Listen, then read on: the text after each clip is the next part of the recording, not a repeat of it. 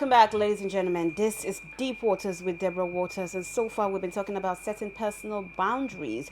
Why is it so hard for some people to say no? Why is it so hard to say no to our loved ones, our families? Why is it so hard to say no to some of our elders and Egbo, especially when it's encroaching in our own personal space?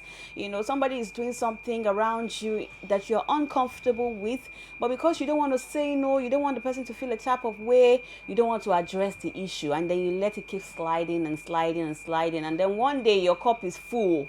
Your cup is literally full, and then you unleash it on the person, and the person is saying, where is all this coming from? I don't know, so you get me for mind though. I don't know. This is what we're talking about today, setting personal boundaries. How can you avoid situations where your mental health is being, disturbed or affected because you could not set your personal boundaries on time, because you could not say no to certain things on time? So far I've been taking your calls, and you've been telling me about personal boundaries, how it's not okay to keep giving, and getting nothing in return, because then we also talked about some people will give as much as some people will take as much as you can give. So if you carry your head and give them, they will take it.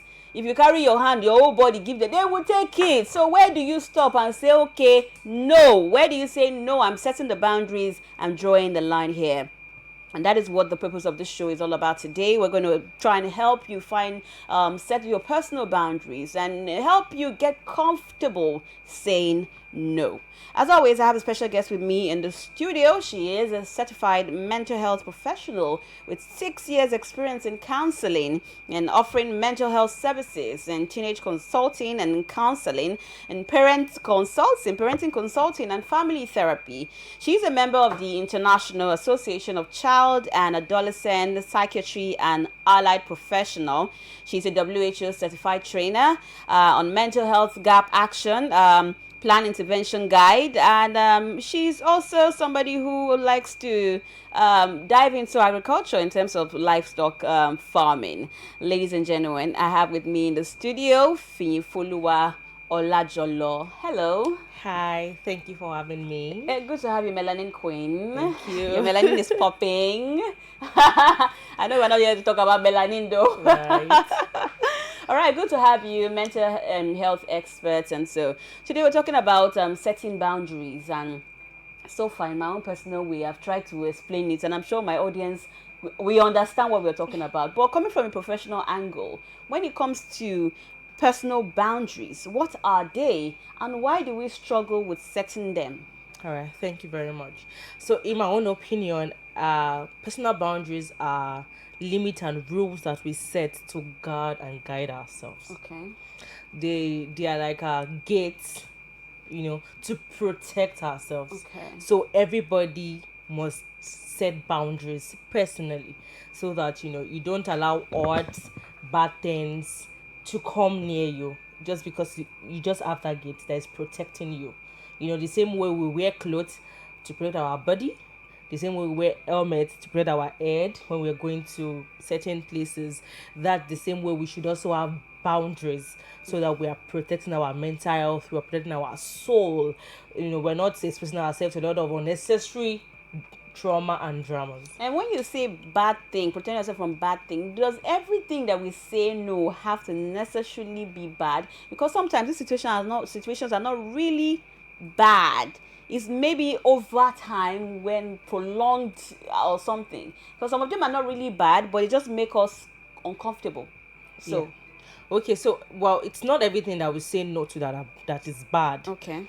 But when you keep giving and you keep giving, like you said, it's going to weigh you down. At the end of the day, become something harmful to you. Do you understand? Yes, okay, I get that clearly. And since it's boundaries, why is it that I don't know, some people, I know that there's some people that find they don't have a problem with saying no. Like some people just have it in them. So just say no. Like happily, and some people struggle with it. Why? Okay. So, there are various reasons why people struggle with it. Number one could be low self-esteem. People with self-esteem issues find it really hard to say no, because they want to please people. They want people to love them. They want to be in people's good book. So they find out to say no, they find it hard to say I don't like what you're doing, because they might even be afraid that, if I say this person not going to be my friend anymore, this person not going to Or give come. me money Yeah, do you anymore. understand? So that the number two, some people have suffered trauma in their past, and which also makes it very hard for them to say no, or for them to set boundaries, because they've not healed, they've not overcome what they have gone through in that sense. So that again. Number three, the way they were raised, background, childhood. A lot of the times we don't teach children to say no. We just your child cannot say no to you in some African As settings. per I'm your father I'm and your your father, I'm mother. your mother. Whatever I say is right, is yea and amen. Like that's just it. It's just final. Some people grew up with that mentality that I don't think I have a say in that sense. So I don't think I have a say. I don't think I have any option. Whatever you say is good. I mean, you would even ask people that, are you sure it's fine by you? And they'll be like, anything you do is fine, because they were not carried along with decision making growing up. So whatever anybody does, to It's just go with it. fine. It's just And fine. even speaking up, I think some people also find it hard to To speak speak up. up, yeah.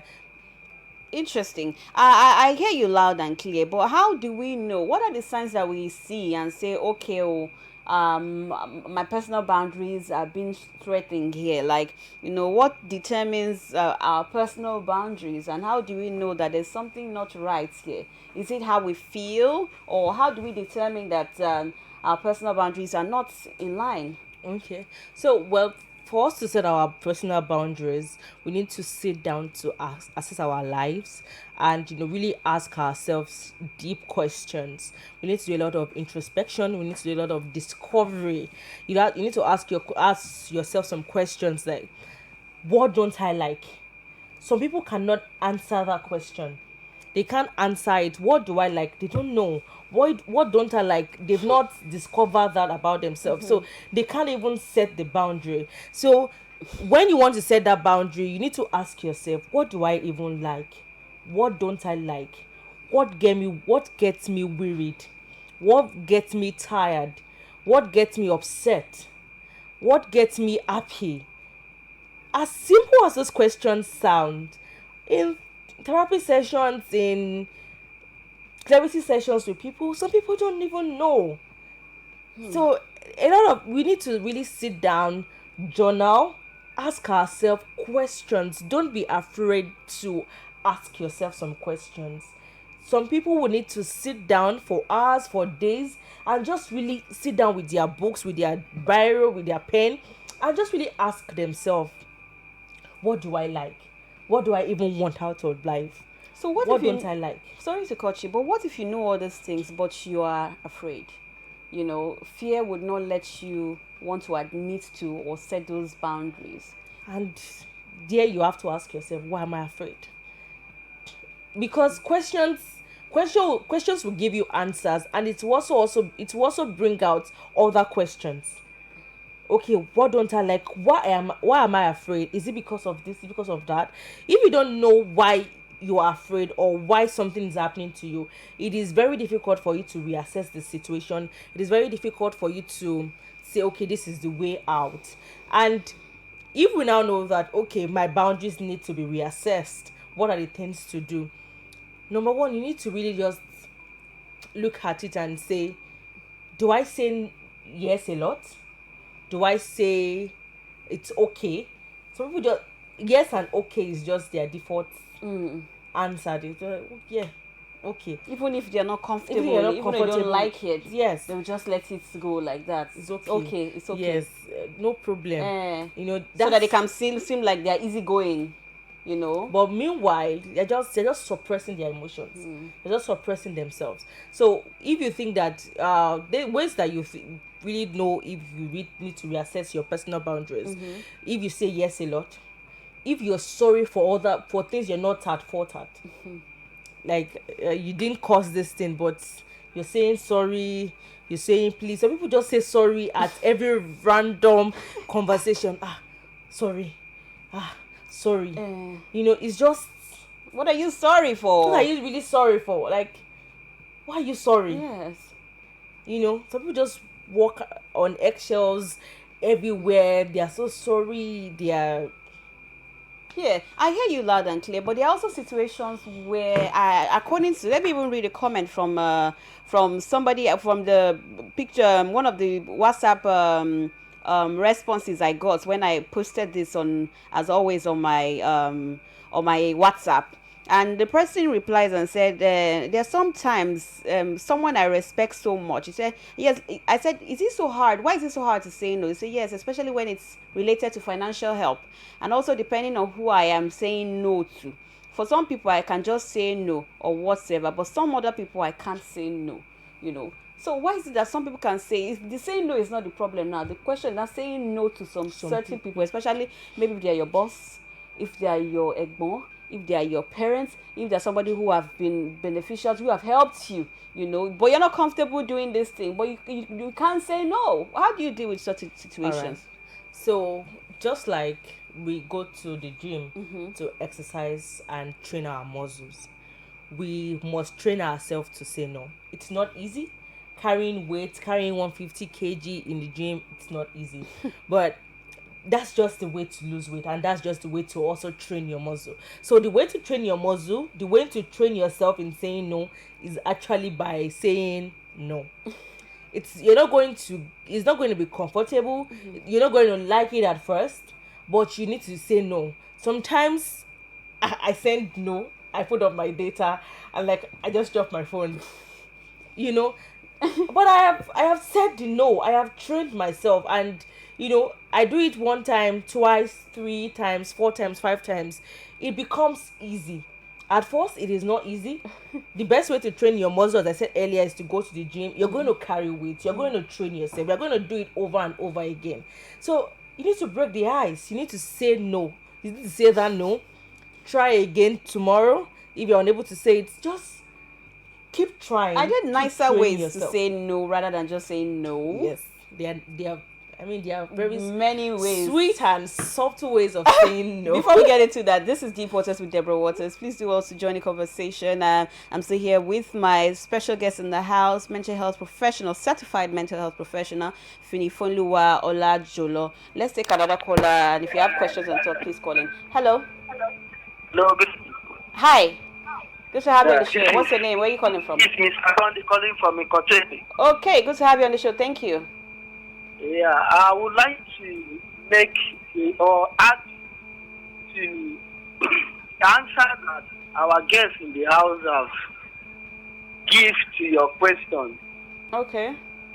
Yeah, you see, in life, they say life is a teacher, and it taught us a lot.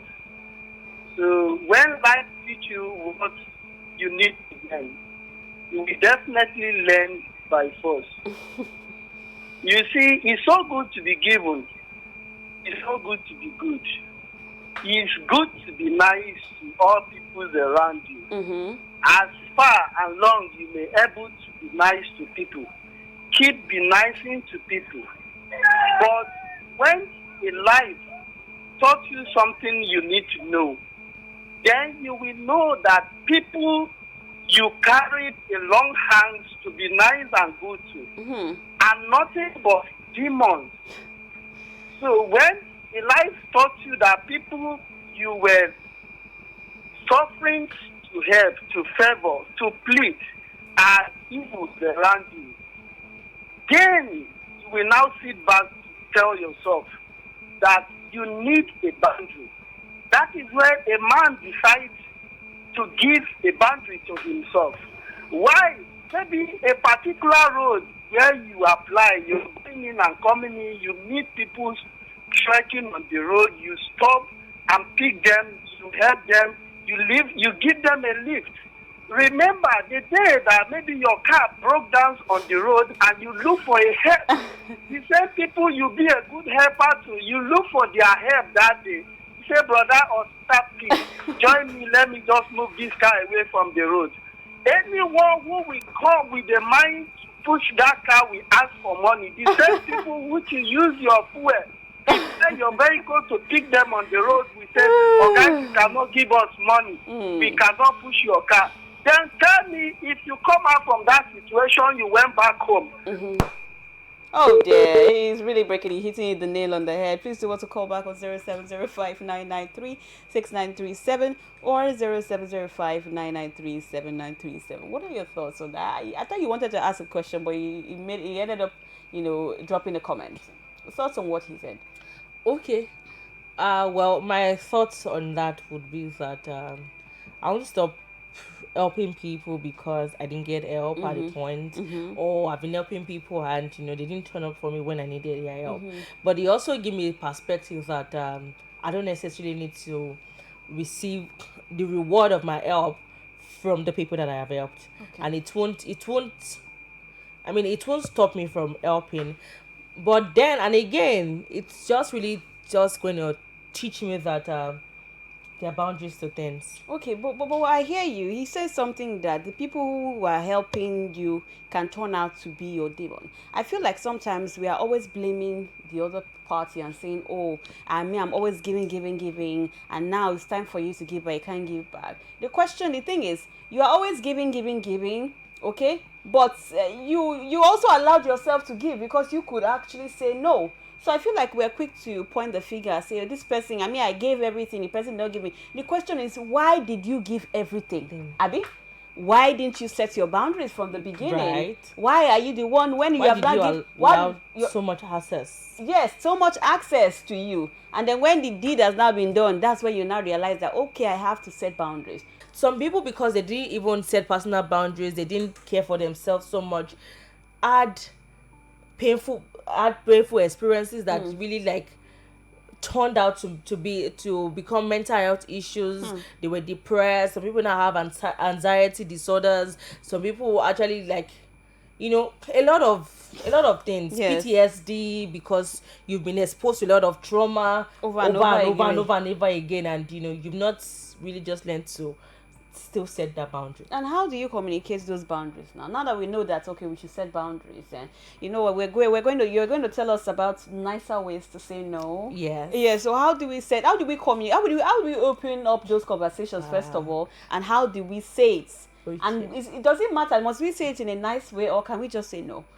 Well, because we're trying to protect other people's mental health too. Okay. We can say no in a very nice way. Okay. I want this part. You like this part very well. Please tell us why we should, how to say it nicely. So maybe an Egbon is calling to ask for money and say Egbon, let that you remove help me go. I really want to help you, but at this point in time, what's what more fishy? There's just more than what I can handle at the moment. And you pray. See, God would help you. God will bring helpers. Don't worry, you'll not be stranded. And I want you to come from a place of love. Don't just say no because I want to go no. I want you to okay, I cannot help, but it's not going to be harsh. I'm not going to say no to you, and you the next thing you're thinking is I want to go and jump into Third Mainland Bridge and just kill myself because I'm probably your last option. You're going to say no in a sweet way that the person will have even gotten home before they realize that no mama get I got a no. So I really want to help, but at this point in time my hands are very, very tight. I can't do more than this. And maybe somebody is asking for 1 million naira and you've been giving them and say Egmo wo mo se wa yi 10,000 and komule fun yin mi o ya yin o dash ni. Because you don't want to 3 years after, you don't want to still be thinking that and that 1 million naira that I gave that man, I could have used it to build house, I could have used it to do this, I just say Egmo wo 10,000 money be fun yin, I'll be praying for you. My love are with you. My love is with you. You even call the next day and say, how far? Have you been able to gather it? I don't know. I don't want us to say no, set boundaries and say no, and not and just be cold-hearted. You have to be Empathetic about it, and people know when you genuinely care about them. Okay, so in situations where maybe you're in your workspace and maybe there's this somebody in your workspace that's always encroaching, maybe asking too much questions, wants to know too much, and then you always, because you know that maybe they're doing it from a place, from their personality or from their place of love, they're always asking too many questions, trying to poke, trying to do this, and that's their personality.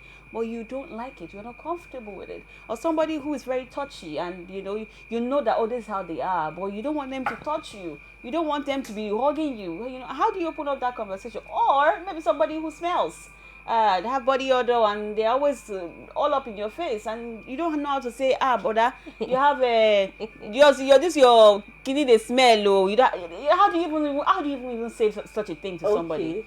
All right. We are adults, and I believe that everybody listening to this show is an adult. We need to learn how to have difficult conversations, very, very difficult conversations. And as I said earlier, we still need to be kind having those conversations. How about you call this your colleague, because you're still going to have to call your colleague. You don't like it, you're going to work Monday, Tuesday, Wednesday, Thursday, Friday. You're spending most of your hours at work, and you are going there and somebody's encouraging your space, and you want to just hold it, and you can't hold it. It's going to affect you. It's going to affect your productivity. So you're going to still have that hard conversation. You're going to call this person in a very sweet way, in the sweetest way ever, and say, I know that you like being around me. Oh. I know you like this. I know you want to ask questions, but can we reduce the number of times you ask your questions? Or can you sit and think through the questions you want to ask and ask me at once? We need to learn to have difficult conversations. That's why some people are in relationships that are 7 years relationship, 8 years relationships. Because you cannot ask, what are we? Because you cannot ask that difficult. You can't ask, what are we? What are we doing? You can ask that difficult questions, Sister Deborah, and say, what are we doing? Where are we going? What's this? And be ready to accept whatever comes out from feedbacks too. This is really, really deep. So learn to have difficult conversations. Have it in the nicest way.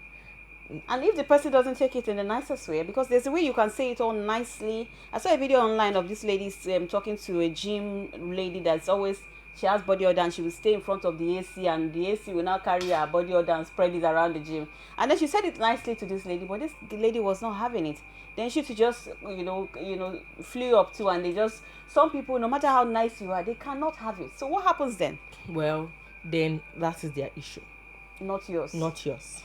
And you need to learn how to, it's part of personal boundaries, knowing what your issues are and what other people's issues are. So it's part really of your personal boundaries too. That is really, really deep. This has been Deep Waters with Deborah Waters. And finally, for anybody struggling to set personal boundaries, and or what would be the first important thing to do?